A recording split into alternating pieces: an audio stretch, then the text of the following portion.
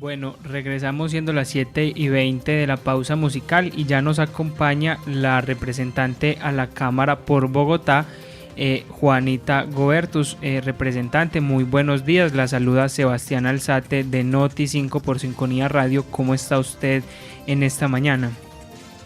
Sebastián, muy buenos días, muchísimas gracias por esta invitación, un saludo para toda la audiencia de Noti5. Muchas gracias, representante, nos alegra que se encuentre bien. Bueno, representante, la primera pregunta que le quisiera realizar, usted que hace parte de la Comisión de Paz del Congreso de la República, es que le cuente un poco a nuestros oyentes cómo va la implementación de los acuerdos de paz en Colombia. Se dice desde parte del gobierno nacional que las FARC no está cumpliendo, se dice que desde parte de las FARC que el gobierno no está cumpliendo.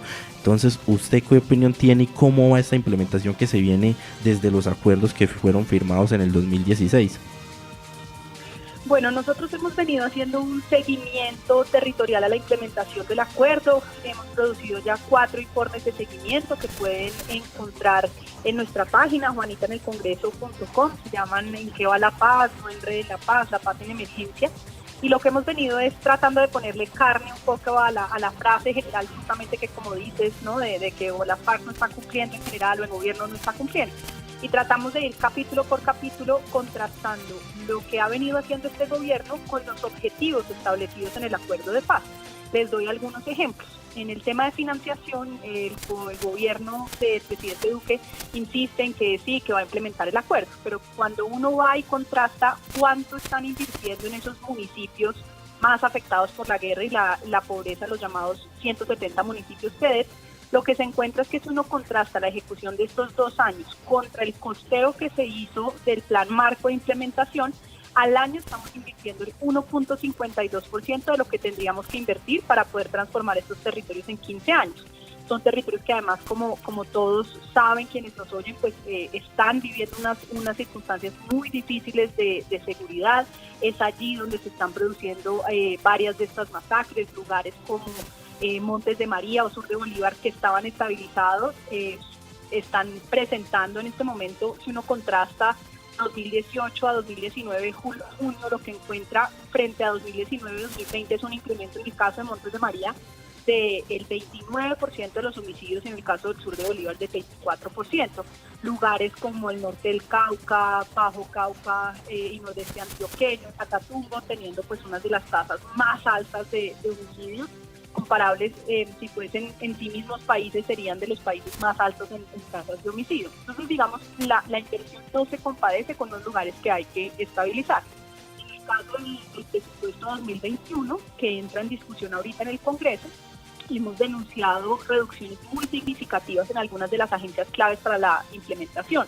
La Agencia Nacional de Tierras, por ejemplo, que tiene que encargarse de todo el tema de acceso a tierras y de formalización, presentará una reducción del 14% en su presupuesto de inversión. La Agencia de Desarrollo Rural, que es fundamental para todos los temas de sistema de riego, acceso a crédito por parte de campesinos, etcétera, presentaría una reducción del 45% en sus recursos de inversión. Y la Agencia de Renovación Territorial, que es clave para los PDET, presentaría una reducción del 4% en sus recursos de inversión.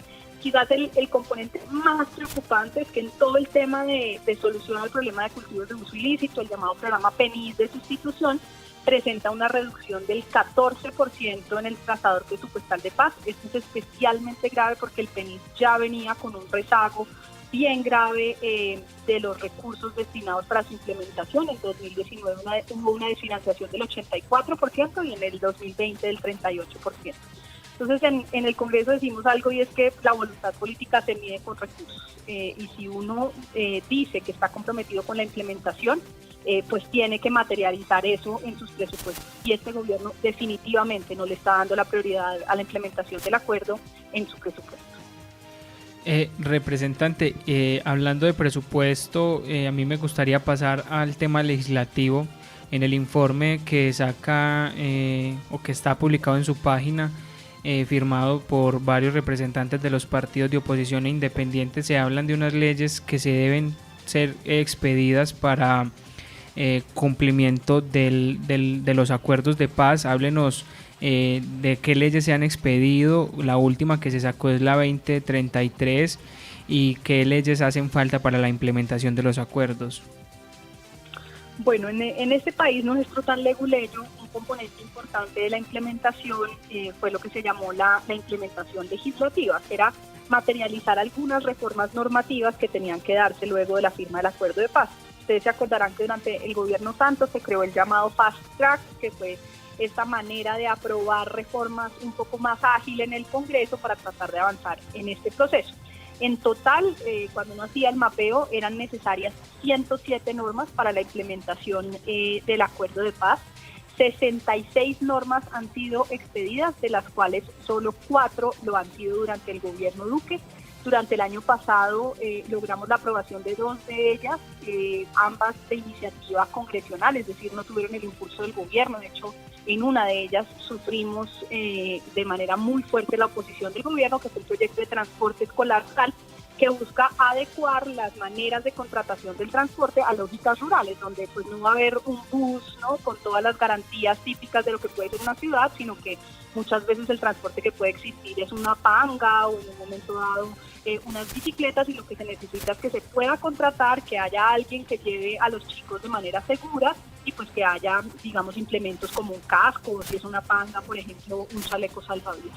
El otro proyecto de ley que salió adelante el año pasado, la legislatura pasada, fue liderado por el Partido Liberal. Es un proyecto muy importante de compras públicas de alimentos a pequeños productores locales agropecuarios y agricultura campesina. Es un proyecto pues que estamos haciéndole seguimiento para que se implemente de manera efectiva y, como digo, pues fue de iniciativa legislativa.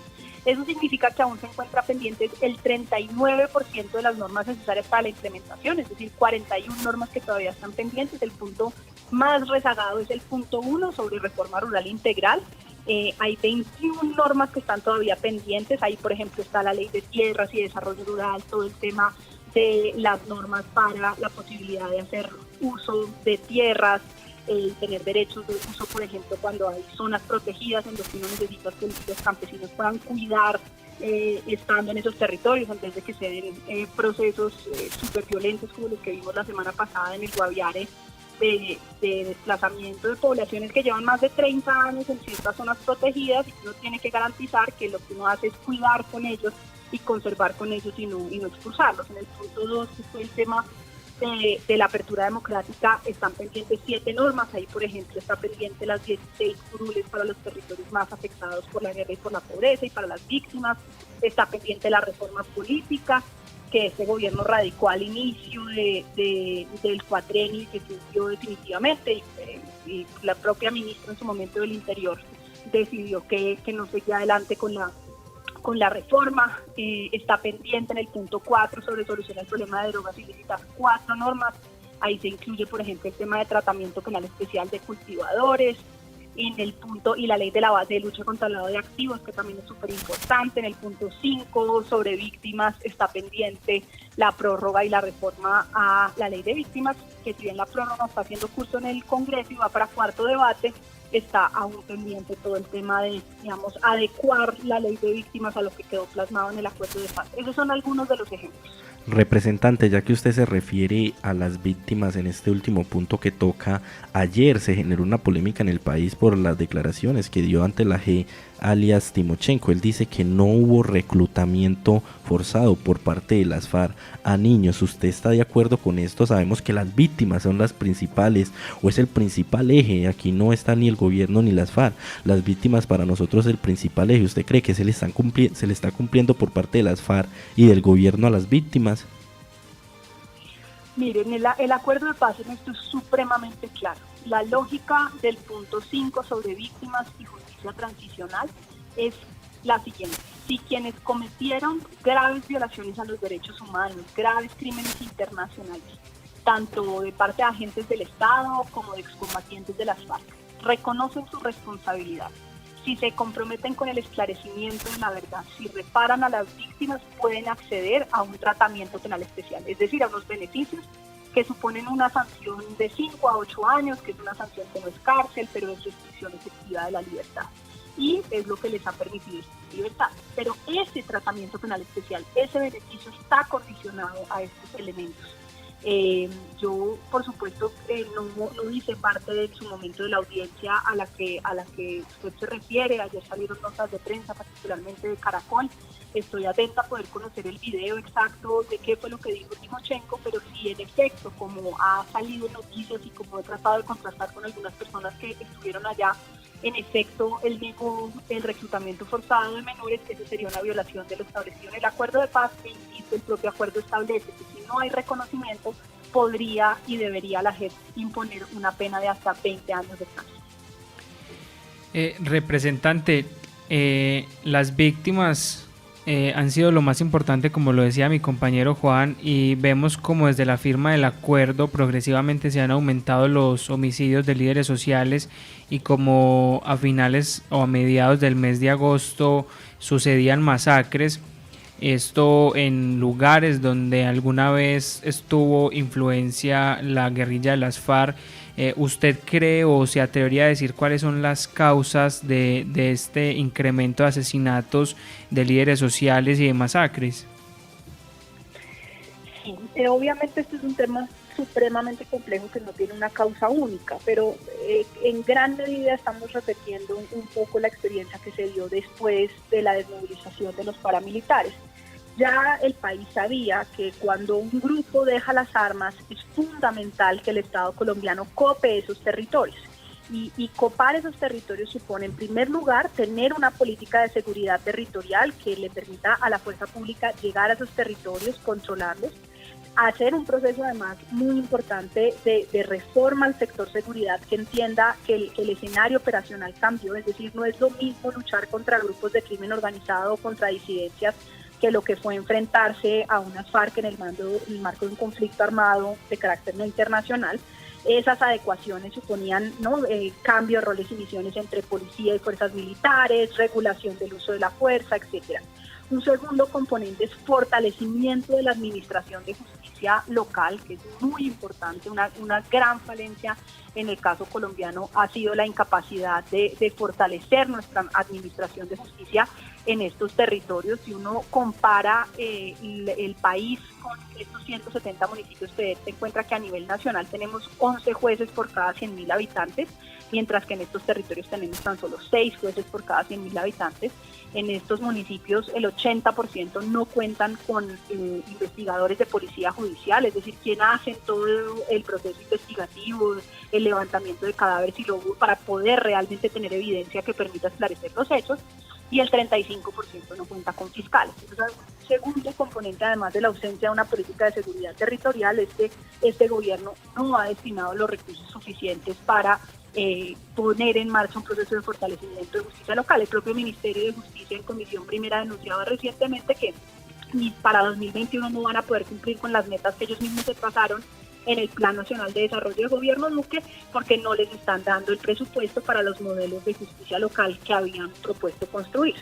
Y un tercer componente pues es la inoperancia y la lentitud en el proceso de implementación del acuerdo de paz. La lógica del acuerdo de paz justamente tiene 5 puntos temáticos, no por capricho, sino porque hacer frente a las condiciones que permitieron que el conflicto se perpetuara durante tantos años es la principal garantía de no repetición. Entonces, cuando el acuerdo de paz habla de planes nacionales, por ejemplo, en materia de electrificación o de red vial terciaria o de sistemas de riego, ¿no? Cuando el punto 2 habla de la importancia de la participación ciudadana a nivel local, cuando el punto 3 habla de la importancia de invertir en la reincorporación, pues está hablando de los componentes esenciales para que ese conflicto allí en esos territorios no se repita.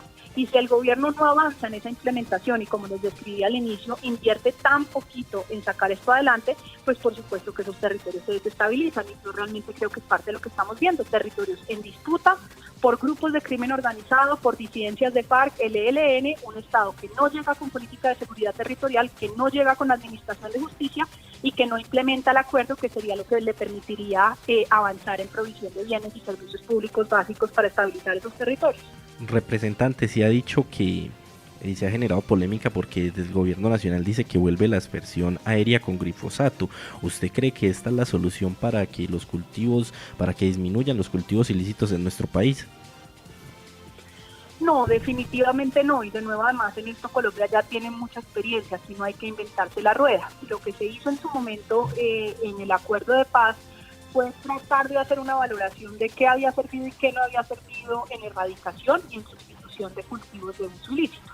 Y lo que queda plasmado en el acuerdo es un poco las lecciones aprendidas del país. La idea fue, cuando hemos sido exitosos, por ejemplo, en su momento en el 2007 con el piloto que se hizo con el Plan de Consolidación Integral de la Macarena, la lógica fue yo concerto con los campesinos para que los campesinos hagan un proceso de erradicación voluntaria, llego muy rápido con capacidad de seguridad alimentaria, los vinculo a proyectos productivos y hago grandes inversiones de servicios públicos, por ejemplo, en red de vías terciarias, insisto, para que los campesinos puedan sacar sus productos legales de manera competitiva e integrarse a una cadena, digamos, de comercialización.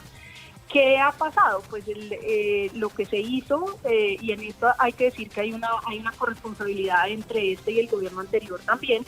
Lo que se hizo fue vincular a 99.000 familias en un proceso de erradicación voluntaria que en principio, según UNOC, fue bastante exitoso, al menos en la primera fase de erradicación, pero luego lo que nos encontramos es un proceso supremamente lento de llegada a los demás componentes del programa. Tan es así que a hoy, de las 99.000 familias que se vincularon con el proceso de erradicación voluntaria, tan solo el 2.1% ha recibido acceso a un proyecto productivo. Aquí estamos hablando pues de familias que radicaron ya hace 3 años, que por supuesto si no tienen acceso a un proyecto productivo no tienen ninguna posibilidad de tener una estabilidad económica ni insertarse en una economía legal. Entonces las posibilidades de resiembra pues son muy altas. A mí me preocupa muchísimo este tema porque si bien la violencia no se puede explicar únicamente con dinámicas de narcotráfico, sin duda que la presencia de este tipo de economías ilegales en los territorios desestabiliza muchísimo estos lugares y uno no ve en el gobierno Duque una nueva política de cómo garantizar que sí se le cumpla a esas familias, que sí sea posible insertarlas en economías legales. Lo más grave es que pues, la lógica del acuerdo de paz no era simplemente pagarles una plata a los campesinos, que eso ya ha probado ser ineficiente, incluso generar incentivos perversos, sino que la lógica era implementar estos PDEs, estos programas de desarrollo con enfoque territorial, para que los campesinos tuvieran alternativas productivas y se pudieran vincular a economías lícitas. Pero insisto, con los datos que les daba al inicio de lo lento que va el proceso de implementación del PDET, pues no hay una economía local que resista y digamos las posibilidades de que vuelvan a insertarse en economías ilegales son muy altas. Representante, ya para ir finalizando la entrevista y cambiando un poco de tema, me gustaría que nos explique un poco sobre el proyecto de ley llamado Al Colegio No Falto, ya que en esta época de pandemia a muchos estudiantes se les ha dificultado asistir a sus clases por la falta de los elementos tecnológicos para asistir a las clases virtuales. Muchísimas gracias por esa pregunta. Pues les voy a hablar de 2 iniciativas distintas. Una del proyecto de ley que mencionas, que es ya una ley de la República, como decías al inicio, fue sancionado como la ley 2033 de 2020. Es el proyecto de transporte escolar rural que le va a permitir a los municipios en los que o no haya empresas de transporte escolar legalmente constituidas, o por sus características geográficas, digamos porque haya dificultad vial o porque sean lugares especialmente escarpados o porque el transporte solo sea fluvial, no puedan hacer uso, digamos, de transportes motores ordinarios, o porque sean lugares que el Ministerio de Educación haya reconocido como de difícil acceso.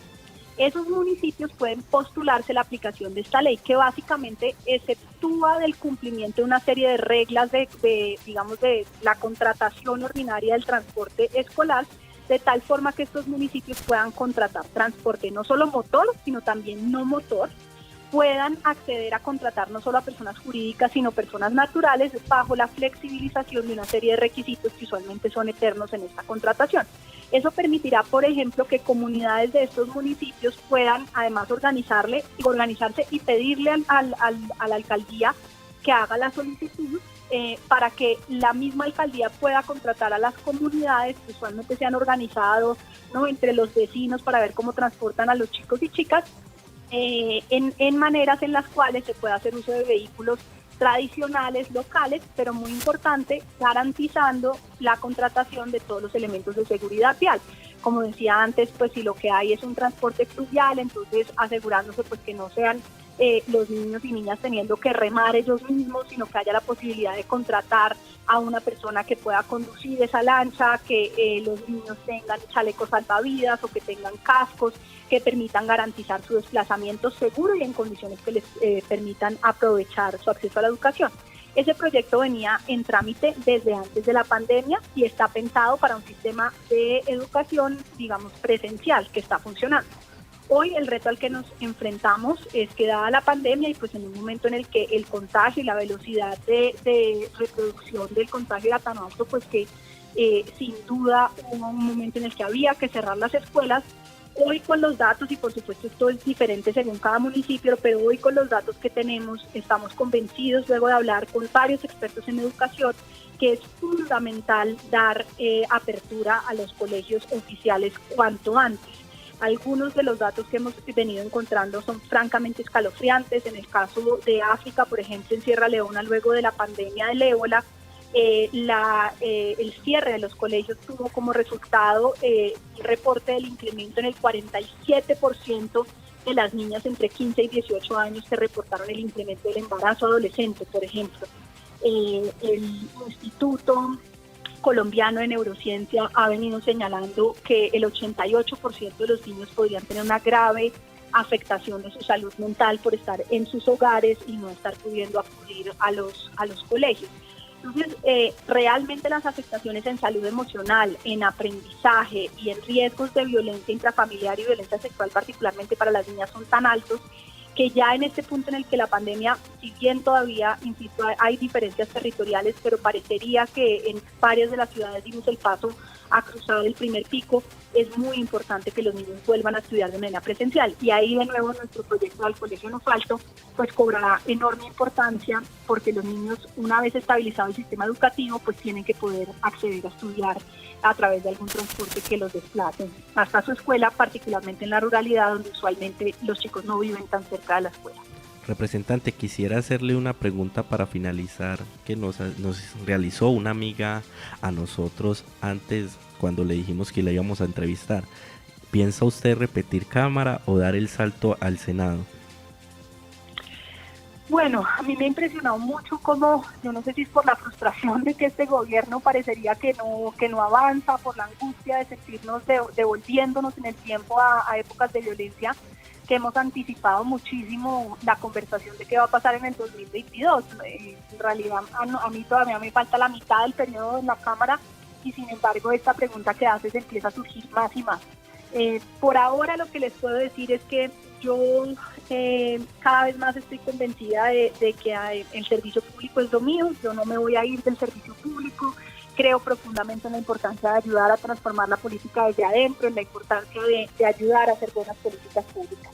En lo que llevo del Congreso, tengo que decir que me gusta más el Ejecutivo, me gusta más poder hacer política pública y ejecutar y no solamente leyes y control político. Así que iremos viendo por dónde me lleva el camino, pero hoy si tuviera que escoger, me quedo con cargos en el Ejecutivo. Gracias, representante, por la respuesta. Ya creo que la amiga de nosotros quedará satisfecha. Representante, agradecerle de antemano aceptar la invitación de nuestro noticiero de la Comuna 5 de la ciudad de Medellín y cuando venga a la ciudad invitarla a nuestra cabina para seguir hablando de temas de la implementación del acuerdo, que es un tema muy amplio y con mayor tiempo para poder contar con usted acá con su visita en nuestra cabina. Claro que sí, espero que pronto podamos volver a viajar y allá estaré. Un saludo muy grande a todos los habitantes de la Comuna 5 y gracias por la invitación esta mañana. Muchas gracias a usted, representante.